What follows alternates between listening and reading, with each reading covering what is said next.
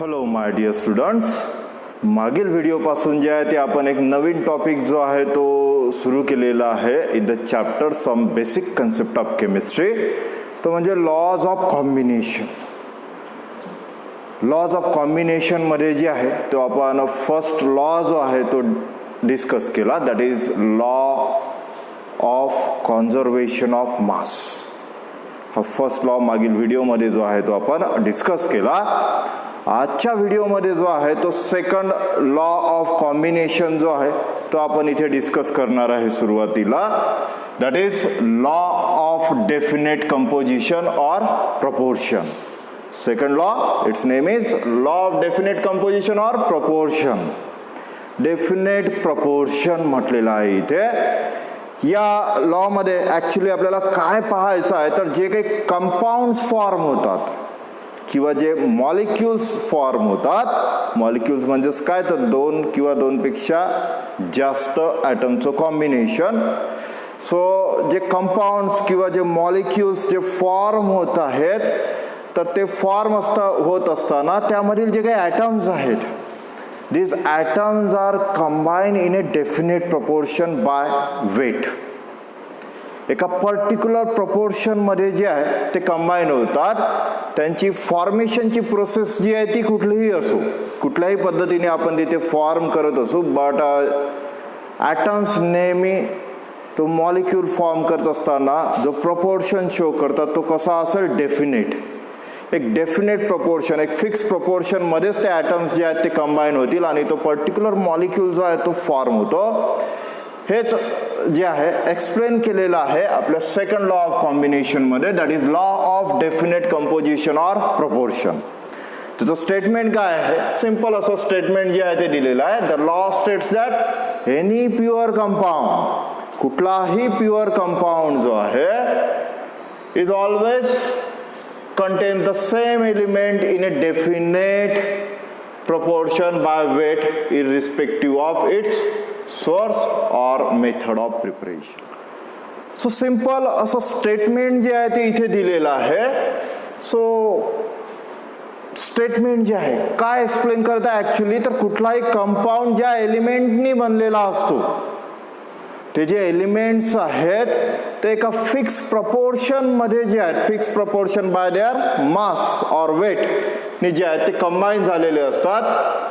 मग तो कंपाऊंड जो आहे तो आपण एखाद्या सोर्स पासून एक्सट्रॅक्ट करत असू किंवा कुठल्याही मेथडनी तो प्रिपेअर्ड करत असू. कुठल्याही मेथडनी जरी प्रिपेअर्ड केला तरी त्यामधील एलिमेंट जे आहेत एक फिक्स प्रपोर्शन जो आहे तो शो करतात.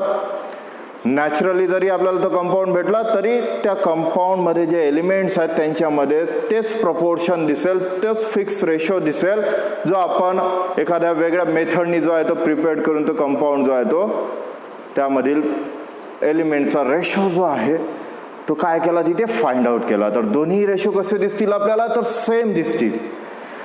एक्झाम्पलच घ्यायचं झालं तर वॉटरचं एक्झाम्पल जे आहे ते आपण घेऊ शकतो की वॉटर जो आहे ते नॅचरली अवेलेबल आहे. सो वॉटर त्याचा formula that is H2O. Simple असा त्याचा फॉर्म्युला आहे. म्हणजेच हायड्रोजन आणि ऑक्सिजनच्या कॉम्बिनेशननी तिथे वॉटर फॉर्म झालेला आहे.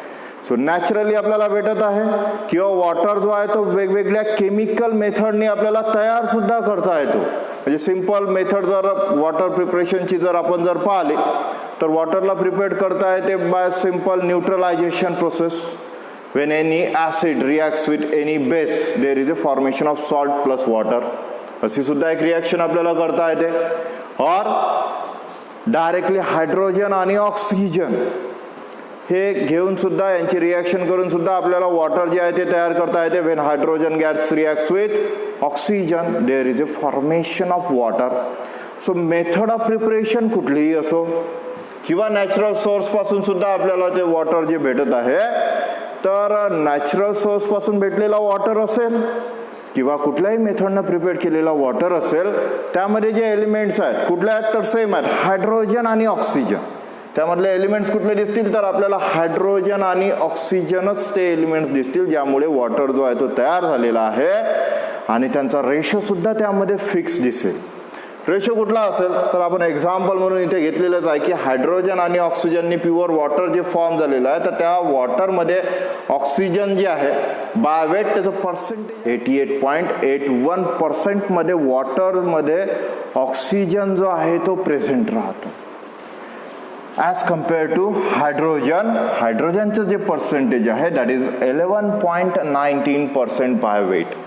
म्हणजे जो 100% वॉटर जो काही आपल्याकडे अवेलेबल आहे H2O 100%, out of these 100% oxygen जो आहे बाय वेट तो आहे 88.81% आणि हायड्रोजन जे आहे by weight that is 11.19%. So असा टोटल आपल्याला वॉटर जो आहे तो भेटतो that is 100%. So that means according to the statement काय सांगते तर the law of definite composition और proportion what it states any pure compound like water always contains the same element. वॉटरचं एक्झाम्पल घेतलं म्हणजे त्यामध्ये नेहमी दोन एलिमेंट जे आहेत ते राहतील, एक हायड्रोजन आणि दुसरा oxygen in a definite proportion by weight. वॉटरमध्ये ऑक्सिजन जो आहे 88.81% आणि हायड्रोजन जो आहे तो आहे 11.19% by weight. Irrespective of its source water naturally सुद्धा अवेलेबल आहे, लॅबोरेटरीमध्ये सुद्धा तयार करता येते. म्हणजेच मेथड ऑफ प्रिपरेशन कुठलीही यूज करून आपल्याला तो तयार करता येतो आणि तो तयार करत असताना नेहमी वॉटर मॉलिक्यूल जो फॉर्म होणार तो कशाच्या कॉम्बिनेशननी फॉर्म होणार तर हायड्रोजन आणि ऑक्सिजन आणि त्यामध्ये त्यांचा ratio oxygen is to hydrogen that is 88.81 is to 11.19% by weight असा आपल्याला तिथे दिसेल.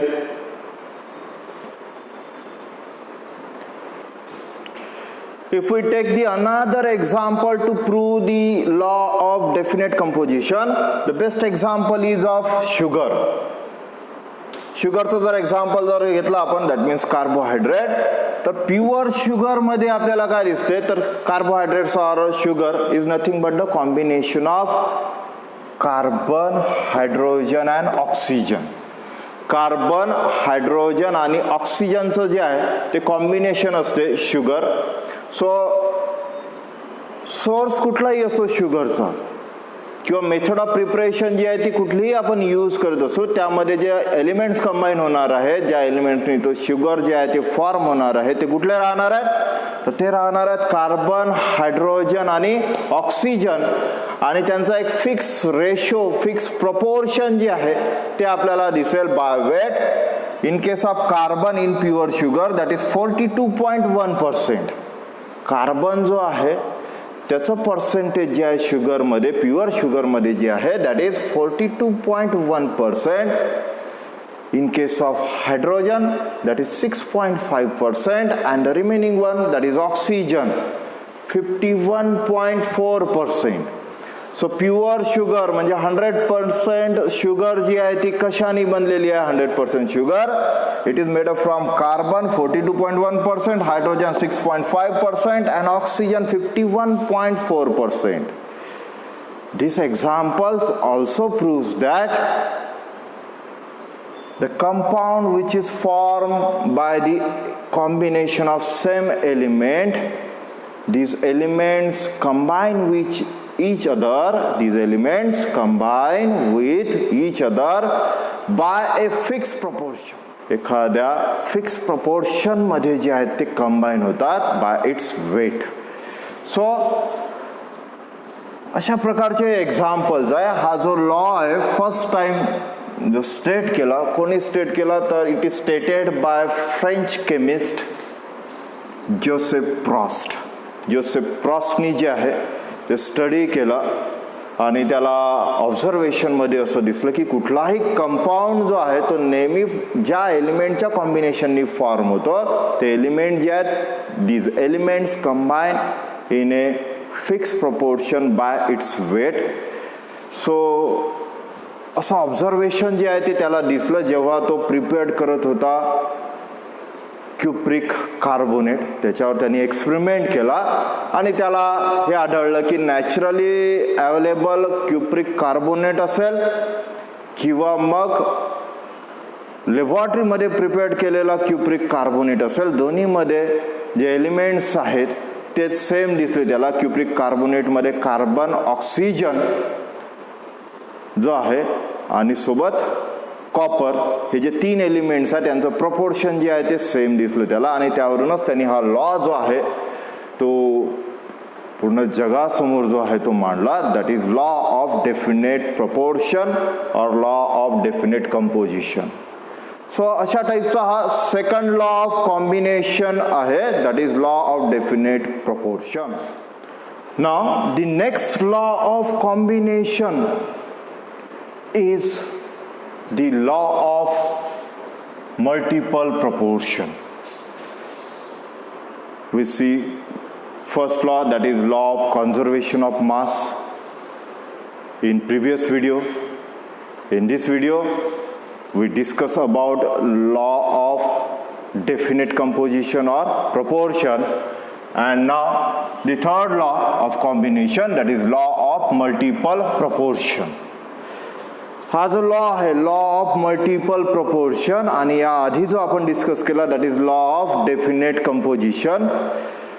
दोन्हीमध्ये एक डिफरन्स आपल्याला दिसतो. लॉ ऑफ डेफिनेट कंपोजिशनमध्ये आपण सेम कंपाऊंडसाठी जे आहेत सेम एलिमेंटचं जे आहे बाय वेट प्रपोर्शन तिथे पाहिलं. इथे आता जे पाहणार आहे लॉ ऑफ मल्टिपल प्रपोर्शनमध्ये ॲक्च्युली एलिमेंट सेम आहेत बट डिफरंट कंपाऊंडमध्ये त्यांचा रेशो काय आहे. डिफरंट कंपाऊंडमध्ये सेम एलिमेंटचा रेशो जो आहे तो कुठला आहे तो ते स्टेट करण्यासाठी, ते प्रूव्ह करण्यासाठी, ते स्टडी करण्यासाठी जो लॉ तुम्हाला दिलेला आहे that is law of multiple proportion. आधी स्टेटमेंट पाहून नंतर मग एक्सप्लेनेशन त्याचं. सो सिंपल असं स्टेटमेंट जे आहे ते दिलेलं आहे लॉ ऑफ मल्टिपल प्रपोर्शनचं. हा जो लॉ ऑफ मल्टिपल प्रपोर्शन आहे first time it is propose by John Dalton, एक ब्रिटिश सायंटिस्ट होता. त्याचं ग्रेट कॉन्ट्रीब्युशन आहे इन टर्म्स ऑफ केमिस्ट्री. वेगवेगळ्या ॲटॉमिक्स थेअरीज ज्या आहेत त्या जॉन डाल्टननी ज्या आहेत त्या प्रपोज केलेल्या आहेत. आपल्याला त्या स्टडीसुद्धा करायच्या आहेत. सो जॉन डाल्टननी फर्स्ट टाइम हा लॉ जो आहे तो प्रपोज केला इन 1803. आणि त्यांनी काय सांगितलं, काय स्टेटमेंट आहे लॉ ऑफ मल्टिपल प्रपोर्शनचं. That is the law states that if two elements chemically combine with each other, जेव्हा दोन एलिमेंट जे आहेत ते केमिकली कंबाईन होत आहेत एकमेकांसोबत, ते रिॲक्ट होतात, they react with each other to form 2 or more compounds. जेव्हा दोन एलिमेंट्स कंबाईन होत आहे केमिकली कशासाठी, to form 2 or more compounds, 2 किंवा 2 पेक्षा जास्त कंपाऊंड जे आहेत ते तिथे फॉर्म करण्यासाठी ते केमिकली कंबाईन होत आहे. So 2 elements chemically combine with each other forming 2 or more compounds with different composition by mass. त्यांचं कंपोजिशन बाय मास कसं असेल, डिफरंट मासेसच्या कंपोजिशननी ते कंबाईन होणार आहेत 2 or more compounds फॉर्म करण्यासाठी. Then in that condition the ratios of masses of 2 interacting elements in the 2 compounds are small whole numbers. अशा कंडिशनमध्ये ते जे 2 एलिमेंट्स आहेत जे वेगवेगळे कंपाऊंड्स तिथे फॉर्म करत आहेत त्या वेगवेगळ्या कंपाऊंडमध्ये त्या एलिमेंटचा जो काही रेशो आपल्याला भेटेल तो कशामध्ये असेल, these are in small whole numbers. Complete statement. The law states that if 2 elements chemically combine with each other forming 2 or more compounds with different composition by mass, then the ratios of masses of the 2 interacting elements in the 2 compounds are small whole numbers. Small whole number ratios मध्ये जे आहेत ते आपल्याला तिथे combine झालेले दिसतील वेगवेगळ्या compound मध्ये ते 2 एलिमेंट. त्यासाठी आपण 2 एलिमेंट जे आहेत ते घेणार आहे. The first element is carbon and the another one is oxygen. हे 2 एलिमेंट घेऊन आपण त्यांना केमिकली जे आहे ते कंबाईन करणार आहे. So for example chemical reaction of carbon with oxygen. आता कार्बन जेव्हा ऑक्सिजन सोबत रिॲक्ट होतो, जनरली दोन टाईपचे कंपाऊंड जे आहेत ते इथे आपल्याला फॉर्म करायचे आहेत. एक आपण फॉर्म करणार आहे कार्बन मोनॉक्साईड आणि दुसरा आपण फॉर्म करणार आहे carbon dioxide. So carbon monoxide form करण्यासाठी आपण कार्बन जो आहे तो घेणार आहे 1 ग्राम. लक्षात ठेवायचं 1 gram of carbon when reacts with 1.33 gram of oxygen. 1 gram of carbon when reacts with 1.33 gram of oxygen, there is a formation of carbon monoxide. He first condition. When 1 gram of carbon reacts with 2.66 gram of oxygen, there is a formation of carbon dioxide. दोन वेगवेगळ्या condition आहेत. Carbon आणि ऑक्सिजनची आपण reaction करत आहे, म्हणजे same element आहेत, दोन कंपाऊंड जे आहेत ते फॉर्म करत आहे, म्हणजे एकापेक्षा जास्त कंपाऊंड जे आहेत ते फॉर्म करत आहे आणि त्यामधील होल नंबर रेशो जो आहे तो आपल्याला कॅल्क्युलेट करायचा आहे. त्यासाठी आपण कार्बन आणि ऑक्सिजनचे दोन कंपाऊंड घेतले. पहिला कंपाऊंड घेतला कार्बन मोनॉक्साईड. तो फॉर्म कसा करत आहे तर 1 ग्राम ऑफ कार्बन जो आहे तो आपण रिॲक्ट करत आहे कशासोबत तर 1.33 ग्राम ऑफ ऑक्सिजन सोबत. आणि मग त्याचा रेशो जर आपण काढला ऑक्सिजन इज टू कार्बन तर तो रेशो आपल्याला भेटतो कार्बन मोनॉक्साईड मध्ये, that is 1.33 gram of oxygen divided by 1 gram of carbon, that is equals to 1.33. हा झाला रेशो. नेक्स्ट वन कार्बन डायऑक्साईडच्या बाबतीत जर आपण पाहिलं तर आपण कार्बन घेतलेला 1 ग्राम अँड ऑक्सिजन जो आहे दॅट इज 2.66 ग्राम. सो याचा रेशो जर आपण काढला तर तो येतो 2.66 gram of oxygen divided by 1 gram of carbon, that is equals to 2.66. That means 1:2.66 असा carbon is to oxygen ratio जो आहे तो आपल्याला भेटतो. कार्बन मोनॉक्साईड मध्ये जो रेशो भेटला दॅट इज 1.33. कार्बन डायऑक्साईड मध्ये जो रेशो भेटला दॅट इज 2.66. सो हे जे रेशो दिलेले आहेत या रेशोला जर आपण कन्वर्ट केलं स्मॉल होल नंबर्स मध्ये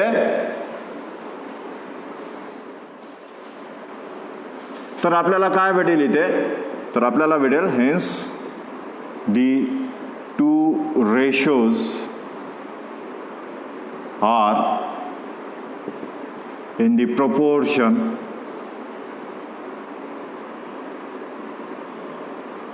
यावरून आपण रेशो जो आहे तो काढणार आहे, that is equals to 2.66 divided by 1.33 equals to 2 और सिंपल वे 2:1. सो रेशो काय भेटणार आहे आपल्याला 2:1 in case of these two compounds. Whole number ratio जो आहे तो आपल्याला काय भेटला तर 2:1. So what is the conclusion of this calculation? That is the ratio of mass of oxygen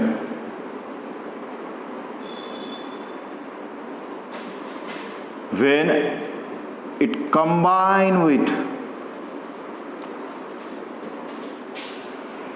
same mass of carbon is 2:1. यालाच आपण म्हणू that is a simple ratio. So oxygen जो आहे तो जेव्हा कार्बन सोबत रिॲक्ट होत आहे, ऑक्सिजनचं जे मास आहे ते आपण डिफरंट घेतलं, बट कार्बनचं मास कसं घेतलं आपण सेम. आपले जे एक्झाम्पल आहेत कार्बन मोनॉक्साईड जर पाहिला तर त्यामध्ये कार्बन जो आहे तो 1 ग्राम आपण घेतला आणि 1.33 ग्राम ऑफ ऑक्सिजन सोबत तो कंबाईन होत आहे. कार्बन डायऑक्साईड मध्ये आपण जर पाहिलं तर ऑक्सिजन जो आहे तो आहे 2.66 ग्राम, बट कार्बन किती घेतला आपण 1 gram. That means in case of both these compound mass of carbon is same, mass of oxygen is different. So अशा वेळेस जेव्हा हे दोन एलिमेंट कंबाईन झाले तेव्हा त्यांचा आपल्याला होल नंबर रेशो जो आहे तो किती भेटला तर दॅट इज 2:1. यालाच आपण सिंपल रेशो म्हणतो. So that is overall law of multiple proportion.